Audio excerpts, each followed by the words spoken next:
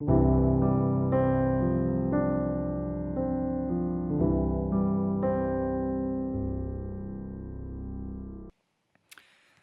이 시간 성령 하나님의 충만한 은혜로 저희들을 붙들어 주실 줄 믿습니다. 아멘. 예수님의 계명을 아름답다고 느낀다면 그 사람은 거듭난 사람일 것입니다. 왜냐하면 거듭나지 않은 자연인은 예수님의 계명을 아름답다고 느끼지 못하기 때문이에요. 저는 대학교 때 예수님을 만났습니다.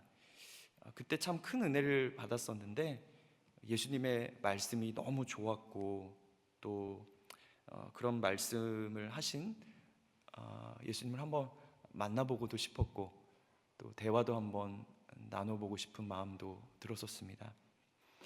하나님께서는 우리 인간을 창조하실 때 다른 피조물들과는 다르게 풍부한 감정을 느끼도록 그렇게 지으셨습니다. 동물들은 본능에 심겨진 감정만을 느끼지만 우리 인간은 지식과 의지와 감정의 한계가 없다고 느껴질 정도로 다채롭고 풍성한 아름다움을 누릴 수 있도록 창조하셨습니다. 그런데 문제는 무엇이냐면 그 감각을 옳지 않는 데에 사용한다는 데에 있습니다. 죄라는 것은 질서를 무질서로 바꾸는 힘이 있습니다. 창세기 1장에 보면 창조 과정이 참 질서가 있습니다. 그냥 되는 대로 즉흥적으로 창조하시지 않죠. 창조의 중요한 부분이 무질서에 질서를 부여한 점입니다. 저는 당연히 하나님께서 무에서 유를 창조하셨다고 믿습니다. 창세기 1장 2절에 보면 땅은 혼돈하고라고 되어 있는데요, 이 혼돈 가운데 있었던 땅을 첫째 날, 둘째 날, 셋째 날 이렇게 질서를 세우십니다. 첫째 날 빛과 어둠을 나누시고, 또 둘째 날 물과 물을 나누시고, 또 셋째 날 또 땅과 바다를 나누십니다. 이것은 질서를 세우신 행위입니다. 또 바다가 땅의 영역을 침범할 수가 없습니다. 위에물과 아랫물은 그 자리 그대로 있어야 합니다. 나중에 아담의 범죄 이후에 바다가 땅의 영역을 침범하는 그런 쓰나미가 생겼고, 또 태풍이 발생하고, 또 땅이 흔들리는 지진이 발생하는 것이죠. 넷째 날, 다섯째 날, 여섯째 날에 채우신 해와 달과 별, 그리고 물고기, 동물도 마찬가지입니다. 물고기가 땅에서 생명을 유지할 수가 없고, 또 땅의 짐승이 물속에서 살 수 없는 것이죠. 정하신 경계를 벗어나면 안 됩니다. 그리고 아담에게 이 창조한 세계를 다스리도록 그에게 질서를 부여하셨습니다. 우리 마음에도 질서가 있습니다. 한 율법사가 예수님께 물어봅니다. 율법 중에서 어느 계명이 가장 큽니까? 37절에 보면 예수께서 이르시되 내 마음을 다하고 목숨을 다하고 뜻을 다하여 주 너희 하나님을 사랑하라 하셨으니 이것이 크고 첫째 되는 계명이다 라고 말씀을 하셨습니다. 예수님께서 크고 첫째 되는 계명이라고 말씀을 하셨는데, 사실 우리는 이 계명을 그렇게 크게 받아들이는 것 같지는 않아요. 저조차도 그런 것 같아요. 죽음을 앞둔 아버지가 아들에게 단 하나의 유언을 남깁니다. 아들아, 다른 건 몰라도 이거 하나만은 꼭 지키기를 원한다, 부탁한다. 이런 느낌과 좀 비슷한 것 같아요. 그런데 이 아들은 아버지의 단 하나의 유언을 잘 지키지 못합니다. 이 아들의 모습이 바로 우리의 모습인 것 같습니다. 여러분은 어떠십니까? 마음을 다하고 목숨을 다하고 뜻을 다하여 하나님을 사랑하라, 이 계명이 예수님의 친히 말씀하신 첫째 되고 가장 큰 계명이라는 것을 잘 알고 또 마음에 품고 계신가요? 아니면 가끔 그냥 스쳐 지나가는 바람 소리 같으신가요? 어떤 목사님이 십자가 복음으로 어린이 집회를 인도하고 있었습니다. 도중에 어느 한 아이가 막 울기 시작했어요. 급히 선생님이 가서 그 아이를 달래는데 이 아이가 좀처럼 울음을 멈추지 않는 거예요. 그래서 안 되겠으니까 집회 장소 옆으로 따로 데려가서 이 아이를 달래주고 있는데 이 아이가 울면서 선생님에게 이렇게 물어요. 선생님, 제가 아파요. 제가 아파요. 그래, 어디가 아파? 나에게 말을 좀 해주렴. 선생님에게 말을 해줘. 근데 이 아이가 이렇게 대답을 합니다. 선생님, 예수님이 나 때문에 십자가에 못 박히셨대요. 아파요. 선생님은 안 아프세요? 이따금 우리 순수한 아이들이 우리 어른보다 낫다는 생각을 하게 됩니다. 성도 여러분, 마음과 목숨과 뜻을 사랑하기 이전에 이 명령을 그냥 스쳐 지낼 수밖에 없는, 마음속에 깊이 품고 꼭 지켜야 되는 명령으로 받아들이지 못하는 우리 심령이 먼저 가난해졌으면 좋겠습니다. 입술로는 주님, 주여 이렇게 부르면서도 또 나의 주권자라고 고백을 하면서도 그분의 말을 온전히 지킬 수 없는 우리의 이런 죄된 현실이 우리의 가슴을 좀 찔렀으면 좋겠습니다. 그래서 저와 여러분이 먼저 가난한 심령이 되어서 진정 주님을 원하는 성도가 되기를 소망합니다. 예수님은 첫째 계명과 둘째 계명이 같다고 말씀을 하십니다. 39절에 보면 둘째도 그와 같으니 내 이웃을 내 자신과 같이 사랑하라. 그러니까 둘째도 그와 같다고 말씀을 하셨듯이 서로 깊은 연관을 맺고 있습니다. 첫째 계명을 지키면 둘째 계명도 자연스럽게 지켜질 수밖에 없습니다. 그런데 첫째 계명을 지키지 못하면 둘째 계명도 지키지 못합니다. 그리고 둘째 계명을 잘 지키고 있는 사람을 보면 저 사람은 첫째 계명을 잘 지키고 있는 사람이구나 라고 생각을 하게 됩니다. 첫째 계명을 지킨 많은 그리스도인들이 우리 초대교회 역사 가운데 있습니다. 이러한 분들이 첫째 계명뿐만 아니라 둘째 계명도 지키시고 그 피 흘림의 대가로 우리가 이렇게 평안하게 신앙생활을 하고 있는 줄 믿습니다. 신학대학원을 다닐 때 한국교회사 수업 시간에 이제 박영규 교수님이 이제 손양원 목사님의 따님인 손동희 권사님을 초청해서 간증을 수업 시간에 들은 적이 있었습니다. 그때 한 50여 명 되는 신대원생들이 마지막 부분에 다 흐느껴 울었었는데요. 사랑의 원자탄이란 별명을 가지신 손양원 목사님, 우리가 잘 알듯 고등학교인 두 아들을 반 친구에게 잃어버립니다. 1940년대 사회주의 사상이, 이념이 우리나라에 굉장한 혼란을 야기했었죠.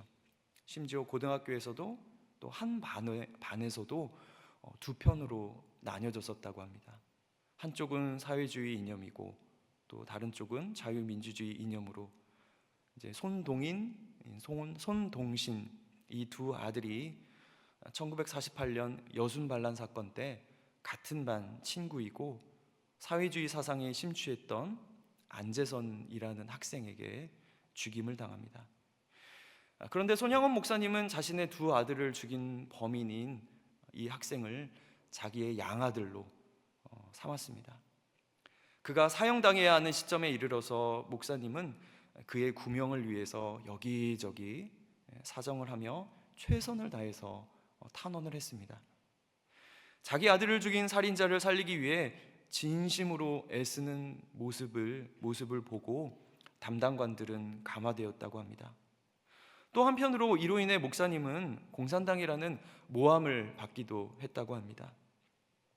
후에 이 학생이 신학교에 들어가서 잠시 전도사 생활을 하셨는데 목사 안수를 받지는 않았습니다. 그런데 그분의 아들이 지금 목회자가 되었다고 하죠. 두 아들을 천국에 보내고 깨달은 은혜를 적어서 두 아들의 장례식 때 10가지 감사를 말씀하셨다고 합니다. 제가 한번 읽어드리겠습니다. 하나, 나 같은 죄인의 혈통에서 순교의 자식들이 나게 하셨으니 감사. 둘, 허다한 성도들 중에서 어찌 이런 보배를 하필 내게 맡겨주셨는지 감사. 셋, 삼남 삼녀 중에서 가장 아름다운 장자와 차자를 바치게 된 나의 축복을 감사. 넷, 하나들의 순교도 귀하다 하거늘 하물며 두 아들의 순교라니 감사. 다섯, 예수 믿다가 누워 죽는 것도 큰 복인데 하물며 전도하다 총살 순교 당함이라니 감사. 여섯, 미국 가려고 준비하던 내 아들이 미국보다 더 좋은 천국 갔으니 내 마음 안심되어 감사. 일곱, 두 아들을 총살한 원수를 회개시켜 내 아들 삼고자 하는 사랑하는 마음 주심을 감사. 여덟, 두 아들의 순교 열매로 말미암아 무수한 천국의 아들들이 생길 것이 믿어지니 감사. 아홉, 역경 속에서도 위의 8가지 진리와 하나님의 사랑을 찾는 기쁜 마음과 믿음을 주신 주 예수 그리스도께 감사.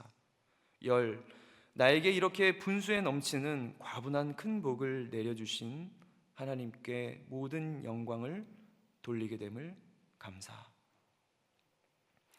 저에게 더 놀라운 것은 이 손양원 목사님의 이름이 본명이 아니라는 것이었습니다.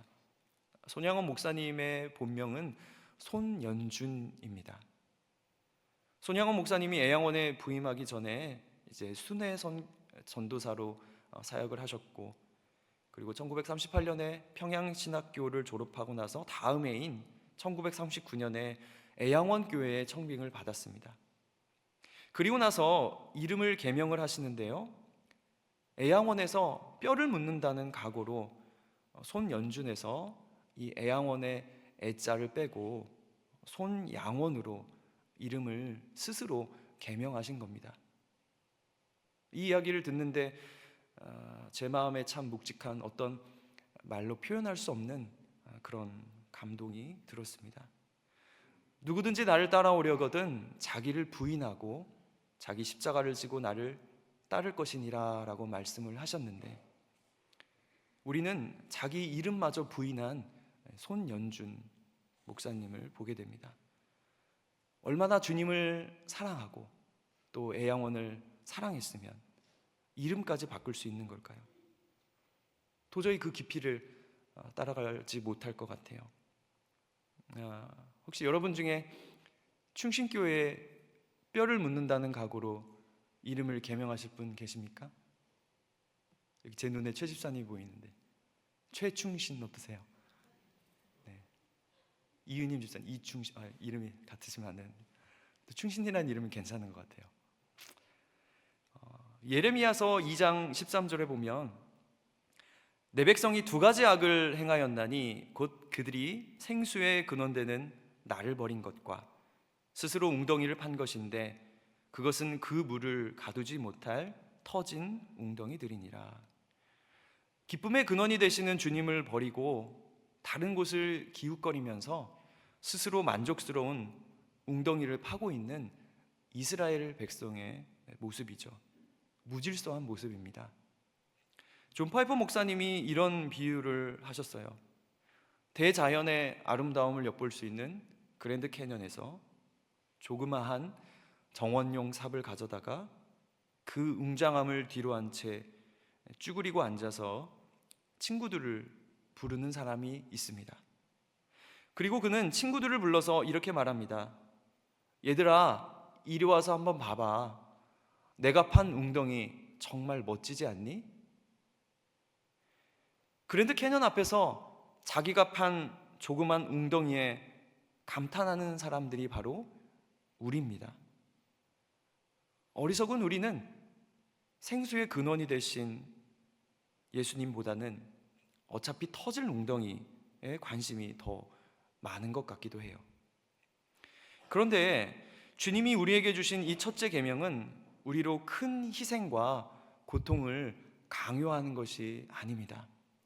그 안에는 말할 수 없는 기쁨이 있기 때문이에요. 요한복음 15장 9절에 보면 아버지께서 나를 사랑하신 것 같이 나도 너희를 사랑하였으니 내 사랑 안에 거하라. 내가 아버지의 명령들을 지켜 그분의 사랑 안에 거하는 것 같이 너희도 내 명령들을 지키면 내 사랑 안에 거하리라. 내가 너희에게 이 일을 말하는 것은 내 기쁨이 너희 안에 머물러 있어 너희 기쁨을 충만하게 하려 함이니라. 아멘. 너희를 사랑하였으니 내 사랑 안에 거하라고 말씀을 하십니다. 그런데 예수님은 내 명령을 지키면 내 사랑 안에 거할 거라고 또 말씀을 하시죠. 그리고 이 일들을 말하는 것은 너희로 기쁨을 충만하게 하려 합니다 라고 말씀을 하십니다. 요약을 해보면 사랑에서 명령으로, 또 명령에서 충만한 기쁨으로 자연스럽게 연결되고 있는 것을 볼 수가 있습니다. 손양원 목사님의 9번째 감사를 기억하십니까? 역경 속에서도 위의 8가지 진리와 하나님의 사랑을 찾는 기쁜 마음과 믿음을 주신 주 예수 그리스도께 감사. 하나님의 사랑을 찾는 것이 무언가를 포기하는 그런 마음이 아닙니다. 여러분도 가전제품을 바꿔보신 경험이 있을 텐데요, 20년 동안 구형 13인치 TV를 보다가 최신식 2025년에 나온 QLED TV를 바꾼 것을 두고 우리는 13인치 텔레비전을 포기했다고 말하지 않습니다. 더 좋은 것을 취했다고 말하죠. 첫째 계명은 사실 기쁜 겁니다. 무질서하게 생수의 근원 되시는 하나님을 버리고 다른 웅덩이에 마음을 두었는데 그것은 사실은 터진 웅덩이들이에요. 우리 안에 질서가 회복되면 예수님의 계명이 아름답고 또 예수님을 사랑하게 됩니다. 그리고 기쁨이 넘칩니다. 철학자 한병철 씨는 피로사회라는 책을 썼습니다. 과거 사회는 금지와 억압을 중심으로 한 규율사회였다고 규정을 해요. 뭐뭐 하지마 라는 말을 많이 듣게 되죠. 그런데 현대사회는 자유를 강조하는 성과사회로 전환되었다고 합니다. 나는 할 수 있다 라는 말을 많이 듣게 됩니다. 왜 피로사회냐면 예전보다 자유롭고 다양성과 가능성이 열려있는 현대사회이지만 나는 할 수 있다 라는 말이 어느새 나는 해야 한다로 변해버렸기 때문이라고 합니다. 그래서 현대인들은 피곤하다라는 말을 많이 하나 봅니다. 예전에 우리 어머님 세대는 지금 우리가 누리는 것에 반의 반도 누리지 못하고 가족을 위해서 헌신하고 또 국가를 위하여서 헌신하는 것을 당연히 여기며 살아오셨습니다. 그럼에도 우울증 환자가 적었어요. 그런데 지금 훨씬 많은 것을 누리고 있음에도 다양한 정신질환들에 많은 사람들이 시달리고 있습니다. 끊임없이 성과를 내야 한다는 압박 속에서 피로와 또 우울감과 번아웃 같은 정신질환이 만연합니다. 우울증은 성과사회가 만들어낸 내면적 실패의 징후라고 진단을 하였습니다. 우리는 이러한 피로함과 불안함을 가지고 2025년 대한민국을 살아가고 있습니다. 그렇다면 어떻게 이 피로와 불안을 극복할 수 있을까요? 성경적인 대안은 무엇이 있을까요? 성경적인 대안은 오늘 본문 말씀에 있습니다. 그것은 사랑입니다. 불안의 반대말은 안정이 아니라 사랑입니다.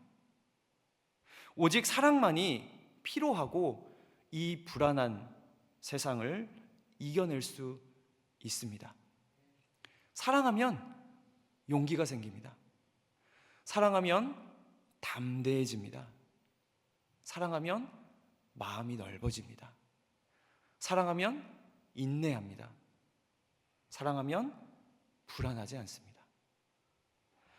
하나님을 사랑하라는 명령이 우리를 옥죄는 것이 아니라 오직 주님을 사랑하는 것만이 우리를 진정 자유케 하고 불안을 몰아내고 모든 두려움에서 해방시키는 힘이 될 줄 믿습니다.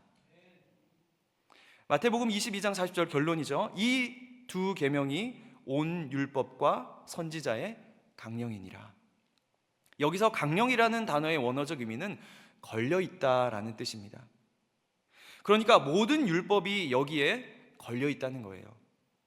액자를 벽에 걸 때 못을 박아서 액자를 걸지 않습니까?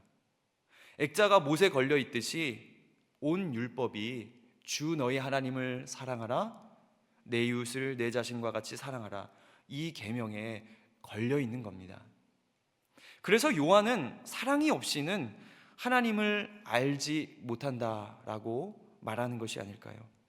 요한일서 4장 8절에 보면 사랑하지 아니하는 자는 하나님을 알지 못하나니 이는 하나님은 사랑이심이라. 구약의 율법도 또 신약의 세 계명도 모두 사랑의 원리에 따라 해석하고 또 순종해야 합니다. 사랑함으로 우리는 하나님을 알아가고 또 사랑만으로 하나님을 알 수 있습니다. 평생 첫째 계명을 지키며 살아갔던 사도 바울은 이런 고백을 했습니다. 고린도후서 6장 10절에 근심하는 자 같으나 항상 기뻐하고 가난한 자 같으나 많은 사람을 부유하게 하고 아무것도 없는 자 같으나 모든 것을 가진 자로다. 어떻습니까? 사랑은 모든 것을 이겨내고 있지 않습니까? 언젠가부터 여러분의 신앙생활에 기쁨이 사라졌다면 사랑해 보세요. 주님을 사랑하려고 노력을 해보세요. 그러면 여러분 삶에 넘치는 기쁨으로 회복시켜 주실 것입니다. 저와 여러분 모두 주님을 사랑하고 그 사랑 안에서 모든 불안과 두려움을 떨쳐내버리는 복된 성도 되시기를 예수님의 이름으로 축원드립니다. 아멘.